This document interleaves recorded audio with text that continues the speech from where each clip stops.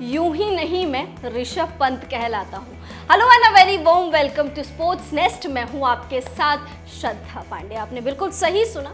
जब भी किसी खिलाड़ी के बदले किसी खिलाड़ी को उस खिलाड़ी के बदले जगह लेनी होती है इंडियन क्रिकेट टीम में, तब बहुत ही ज़्यादा बड़ी रिस्पॉन्सिबिलिटी होती है। और ऐसा ही कुछ हुआ जब महेंद्र सिंह धोनी ने जो है टीम इंडिया को टाटा बाय बाय कहा। उसके बाद ऋषभ पंत की एंट्री हुई जब MS धोनी ने अपने ग्लव्स जो है छोड़े। उसके बाद ऋषभ पंत ने वो ग्लव्स पहने। तो जैसे ही उन्होंने वो ग्लव्स पहने तो बहुत ही ज़्यादा बड़ी रिस्पॉन्सिबिलिटी उनके सर आ गई थी। ऋषभ पंत के ऊपर हमेशा एक माइक्रोस्कोप रहता है कि भाई अगर वो कोई गलती करे तो जो क्रिटिसाइजर्स हैं, जो आलोचक हैं, वो आराम से बैठकर अपने सोफों में जो है एक्टिव हो जाता है कि भाई इनकी कोई गलती हो गई, अब हम ऋषभ पंत की गलती पकड़कर जो है पूरा मतलब नहीं होता एक ढिंडोरा पीटेंगे। लेकिन ऋषभ पंत ठहरे। तो इस वीडियो में हम आपको बताएंगे कि भाई ऋषभ पंत ने अपना सफर एक गुरुद्वारे से, मतलब उत्तराखंड में तो जन्मे हैं पर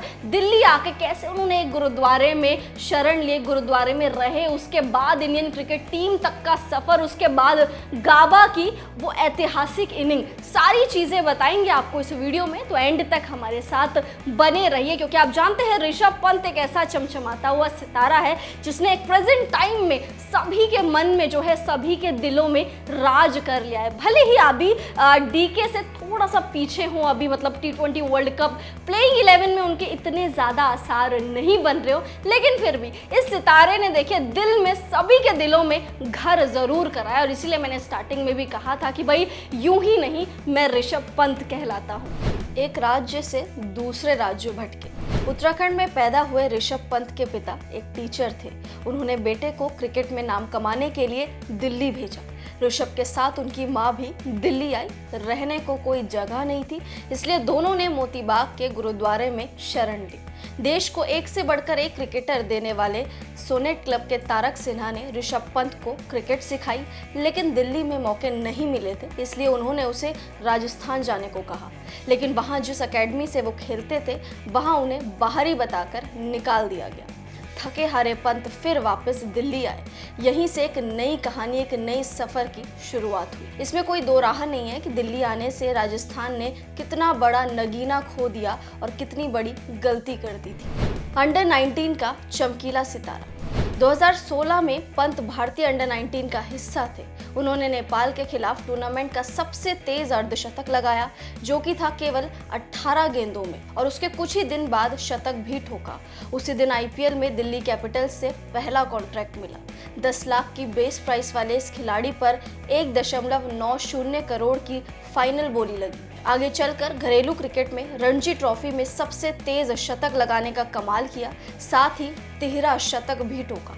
इसी के साथ टेस्ट में पंत भारत के लिए बेस्ट हो गए, लेकिन लिमिटेड ओवर्स में अभी भी हाल बुरा था। धोनी के जाने के बाद जब पंत T20 या वनडे में खेलते तो लोग उनकी गलतियां ढूंढने लगते। अगर उनसे स्टंपिंग मिस हो जाती या वो रन आउट नहीं कर पाते तो लोग धोनी के नारे लगाने लगते। कोई और होता तो शायद टूट जाता, हार मान लेता, लेकिन वो कोई और नहीं है, वो एक स्पेशल खिलाड़ी है, शायद सदियों में एक बार आने वाला स्पेशल खिलाड़ी। और अब जाते जाते वो ऐतिहासिक पारी भी याद कर लेते हैं। 19 जनवरी 2021 जब ब्रिस्बेन के गाबा के मैदान पर किसी संकट मोचन की तरह 23 साल के ऋषभ पंत ने बॉल को बाउंड्री की तरफ पहुंचाया। उस दिन कमेंट्री कर रहे विवेक राजदान के मुंह से शब्द निकले, टूटा है गाबा का घमंड, और फिर क्या, इतिहास बन गया। मैच के दिन एक 5 फुट 5 इंच के उत्तराखंडी नौजवान ने कंगारुओं की इस तरह हवा निकाली कि वो हवा में उड़ गए। ओएसिस जमीन पर घमासान थे। वो अब उनके पास T20 वर्ल्ड कप में मौका है जो उन्हें T20 फॉर्मेट में भी बेस्ट बना सकता है। और जाते जाते अब ऋषभ पंत के लिए मुझे बशीर बद्र की बस 2 ही लाइनें याद आती हैं। जिस दिन से चला हूँ मंजिल पर निगाह है मेरी, आंखों ने मील का पत्थर ही नहीं देखा।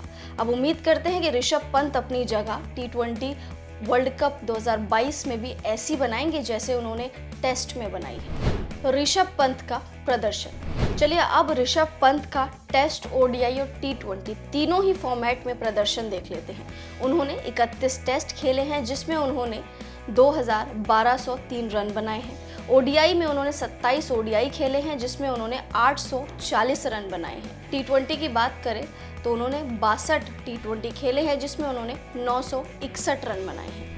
तो देखा आपने ऋषभ पंत की स्ट्रगल भरी स्टोरी, देखिए कहाँ से उत्तराखंड से फिर दिल्ली, फिर उसके बाद राजस्थान, फिर नेपाल के खिलाफ इतना शानदार परफॉर्म करा, उसके बाद जो है इंडियन क्रिकेट टीम में अपनी जगह बनाई, गाबा की वो इनिंग, और अब ऐसे मोड़ पर खड़े हुए हैं जहां पर सबके दिलों में ऋषभ पंत राज कर रहे हैं।